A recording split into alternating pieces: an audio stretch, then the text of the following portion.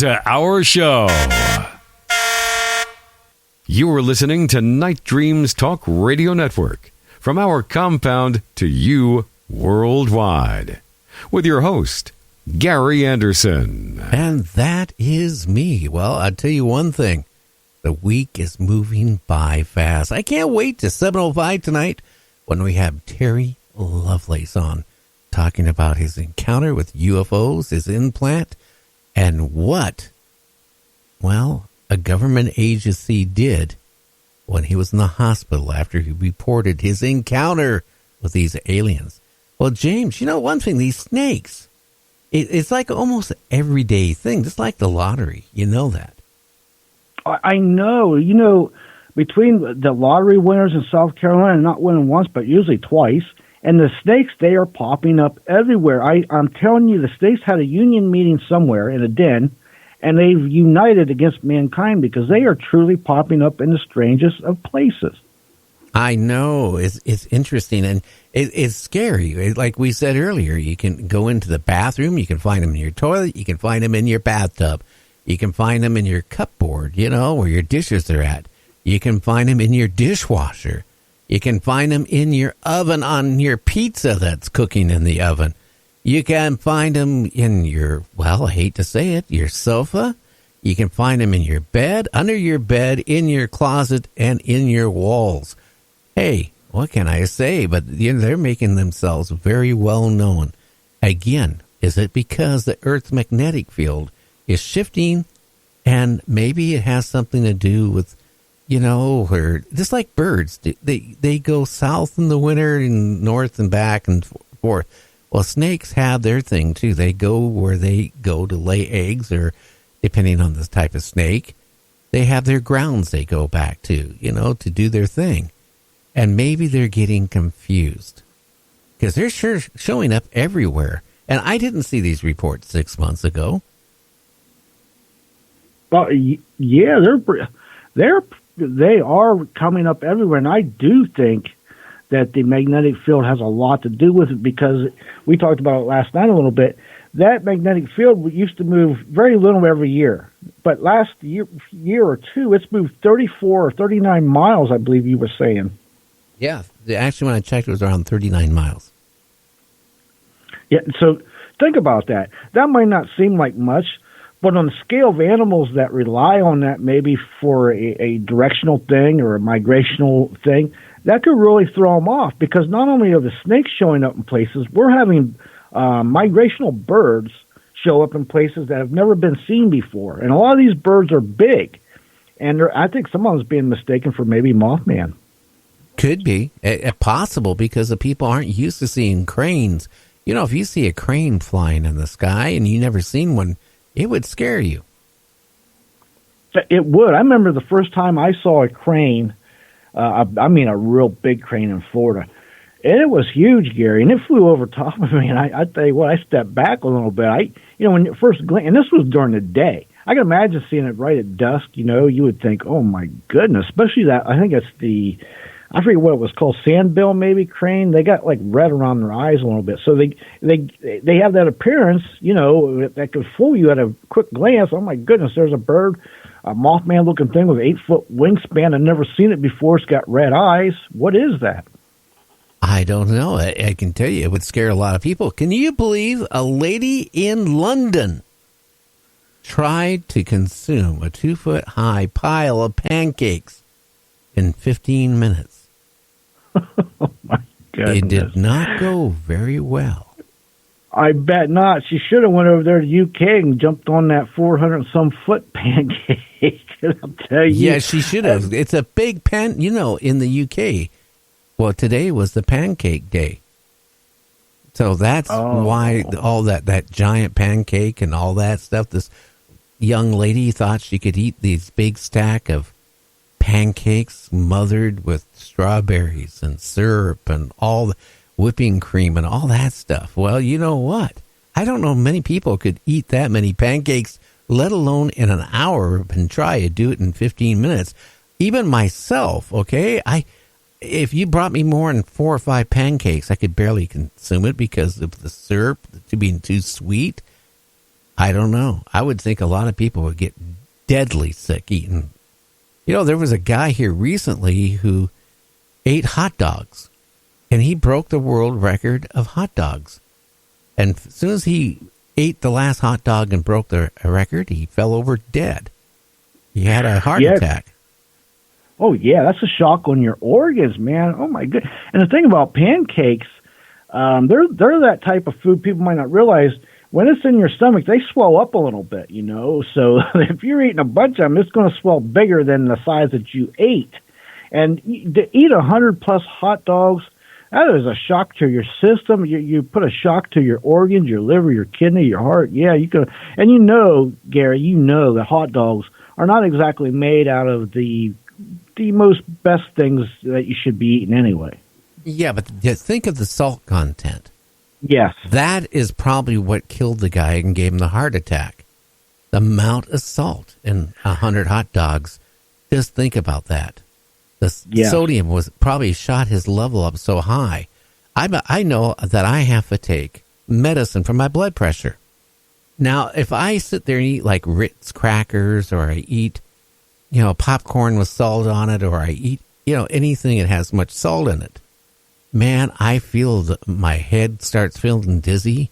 My chest feels congested where I'm having a time breathing. And I quickly have to take my medicine, maybe even a second time, to get it back down because it shoots your blood pressure up so high, the salt. So somebody eating 100 hot dogs, that's just pure crazy. Yeah, he won the record, and his name will live on for a long time. But what's he have to show for it? He's down 6 feet in the ground. Yeah, it wasn't worth it. And you're right, hot dogs hold a lot of salt and sodium.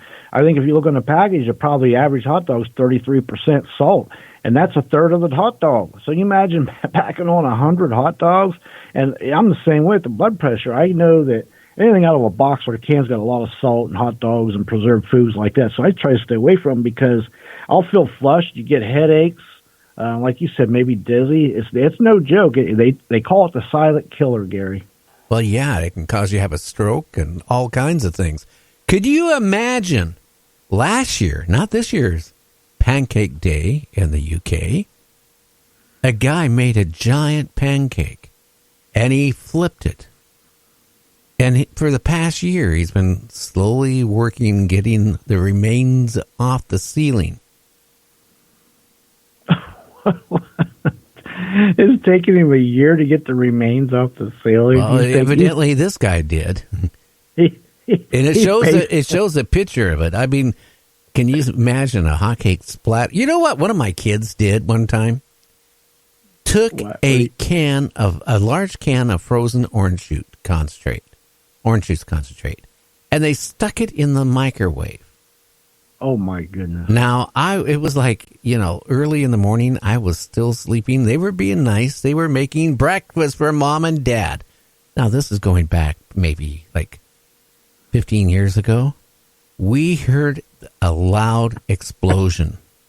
I bet. Okay, so we go into the kitchen.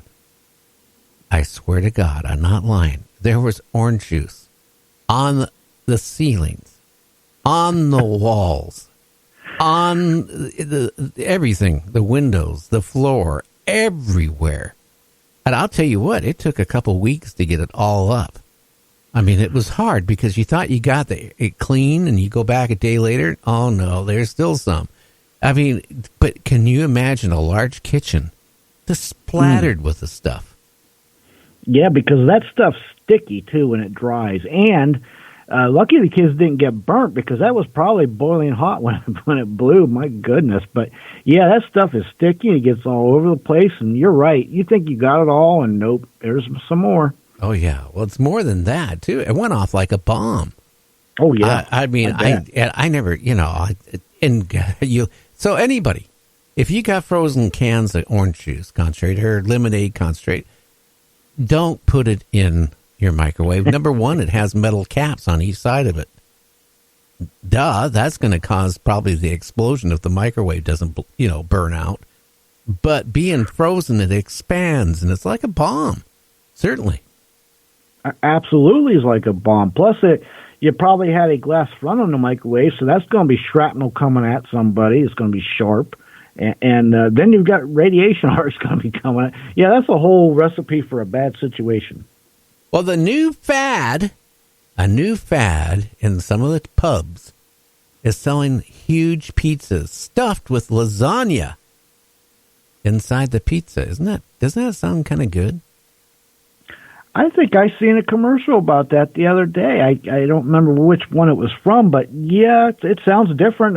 I mean, it's got to be better than snake on a pizza, so I'm all in. Could you imagine somebody as a pack rat? Okay, and stores everything like newspapers in their house. Goes and buys stuff in thrift stores and department stores. Never open it, never taken it out of the bag. And their house, you can't even hardly walk from one end to the house, including the bathroom is stashed with all this stuff. Merchandise and newspapers stacked to the ceiling. And then I'm looking at this, you go into the kitchen. And what do you see? The most shocking thing I've ever seen. Food has been going bad for years. It just, and rat droppings and stuff like that. Oh. There is people that are so bad at hoarding. They got the disease so bad they just can't stop. And it gets to the point, they're funny. They don't believe in, you eat on a dish, right? Then you don't want to, they don't wash it. They just stack it. And then they get another dish. And when they're out of dishes, they go buy more dishes. And they don't throw their garbage away. It's a very bad disease. And I tell you, there's a lot of people worldwide that suffer from it. Oh, you're absolutely correct. Over years ago, I was buying stuff for flea markets and things, and I went to a house, and the lady says, yeah, well, I got some stuff I'd like to sell. So we go there, and me and my partner, and it was stacked to the ceiling, Gary. It was like you had enough room to walk, like one person. Like you couldn't pass somebody, and it was stacked up like newspapers and all kind of different. You name it. It was like there from years ago. And you're right about that food. Like there was chicken sitting around, that bones and stuff. I don't know how old it was. And on top of that, they had, 10, 15 cats. And I'm standing there. I went in the house maybe 3 minutes, and the fleas were biting me so bad I had to get out of there. It was awful. Oh, yeah. I knew somebody it was that bad, and I went into their house because I knew the son. And he couldn't even make it to his bedroom. I mean, you were climbing over stuff. It was ridiculous. And the smell, because they had cats. And the cats used everything as a litter box. Because, cats are cats. And when you got newspapers everywhere, and I don't know. I don't know how anybody could get that way. This virus now, it's starting to take hold. There's groups of people out there that actually are preparing. Not so much for the virus, what it is. They have it in their mind that this is it. This virus is going to cause zombies. Oh boy. Let's hope not. So in other words, they're preparing for the when it hits the fan kind of thing, the fallout, and be ready. They think what's going to happen is this virus is going to create a world of zombies. Boy, oh boy, I hope not. If that's the case, then that water will be the money, so to speak. Everybody's going to want water. And then you're going to have two factions of people wanting good food to eat, and then you have zombies wanting to eat the brains. I don't know. It's very interesting. Well, a lady, psychic, who predicted the JFK assassination claims and says the world will end in war this year. Well, that's great to hear. Boy, oh boy.